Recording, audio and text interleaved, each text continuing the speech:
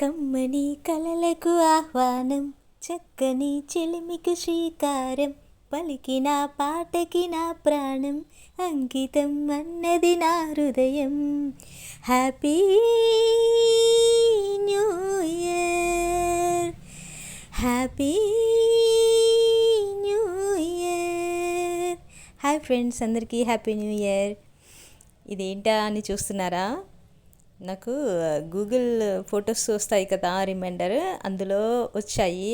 మీ అందరితో షేర్ చేసుకోవాలని ఇలా పోస్ట్ చేశాను. అకేషన్ చిన్నదైనా పెద్దదైనా అందరం కలిసి ఆనందంగా పంచుకుంటేనే కదా ఆ సరదా.